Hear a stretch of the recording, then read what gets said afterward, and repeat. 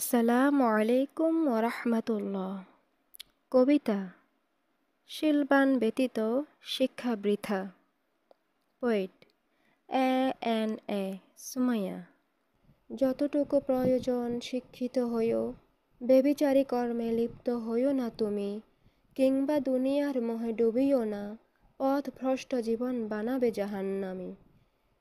কেহ বলেছে শিক্ষা হলো মূল, যদিও টাকার বিনিময়ে বেবিচারী হয়ে টাকা আয় করো, উচ্চ শিক্ষায় শিক্ষিত হতে তুমি। হীনমনের বহিঃপ্রকাশ ওই কথন, হবে শীলবান নারী পুরুষের হ্রাস। বাস্তব সত্য মূল্যবান সম্পদ শীল, শিক্ষা অর্জনে শীল করো না বিনাশ।